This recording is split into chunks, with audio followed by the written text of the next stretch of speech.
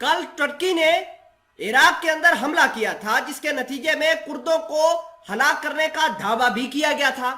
आज तुर्की ने दोबारा अटैक किया है और यह अटैक अब सीरिया के अंदर हुआ है और यहां पर दोबारा कुर्दों को हलाक कर दिया गया है।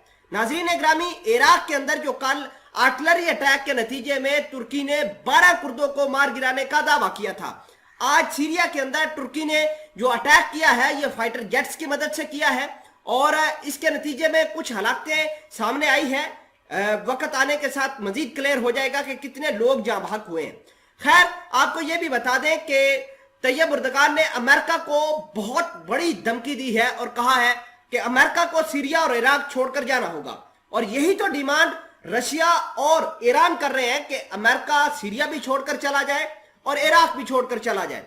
और अहम बात यह है कि इस हवाले से ईरान के अंदर तैयब एर्दोगान, रूसी सदर व्लादिमीर पुतिन और ईरान के सदर इब्राहिम रईसी के दरमियान 2 रोज कबल मुलाकात भी हो चुकी है। इस हवाले से मजीद आपको आगाह करते हैं। छोटी सी गुजारिश है कि आप हमारा यूट्यूब चैनल हसना टीवी को सब्सक्राइब करके पास मौजूद घंटी के निशान को दबा लें ताकि लेटेस्ट न्यूज आप तक बर वक्त पहुंचती रहे। टर्की ने आज अमेरिका के ऊपर बड़े इल्जाम लगाए हैं, इल्जामों की बौछार कर दी है। टर्की का यह मानना है कि अमेरिका कुर्दों को ट्रेनिंग दे रहा है, सीरिया के अंदर भी दे रहा है, इराक के अंदर भी दे रहा है और यही कुर्द अमेरिका के कहने पर तुर्की के ऊपर हमले करते हैं, तुर्की के कानवाय तबाह करते हैं और तुर्की की सरहदों के अंदर जाकर तुर्की खुद के अंदर अटैक करते हैं। सीरिया के अंदर भी तुर्की की फौज के ऊपर अटैक किए गए हैं और तुर्की यही चाहता है कि इन कुर्दों को खत्म किया जाए। कुर्दों को लेकर तैयब एर्दोगान ने यह भी बयान दिया है कि हमारी फौज के पास क्रेडिबल एविडेंस है कि अमेरिका इनको हथियार और इनको ट्रेनिंग कुर्दों को दे रहा है। कुर्दों के ट्रेनिंग कैंप के अंदर अमेरिका के झंडे लहराए जा रहे हैं, कुर्दों के कैंप के अंदर अमेरिका की फौज की मौजूदगी का इजहार किया गया है। अमेरिका लगातार इनको पैसे भी दे रहा है। खैर, जब से तैयब एर्दोगान, रूसी सदर व्लादिमीर पुतिन और ईरान के सदर इब्राहिम रईसी ईरान के अंदर इकट्ठे हुए थे, तब से लेकर ये सीरिया और इराक का मामला काफी खतरनाक होता हुआ जा रहा है।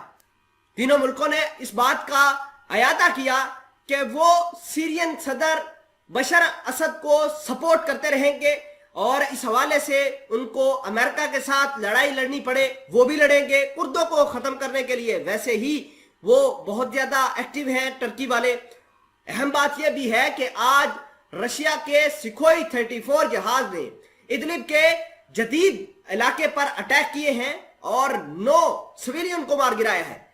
तुर्की का यह भी मानना है कि ये जो अटैक रशिया ने किया है ये कुर्दों पर किया है, लेकिन रूसी फौज की जानिब से इस हवाले से किसी किस्म का कोई बयान नहीं आया। खैर, आपको ये बता दें कि अब सीरिया के अंदर और इराक के अंदर कुर्दों का घेरा तंग हो रहा है और 3 मुल्क इनके खिलाफ अब कार्रवाई करेंगे।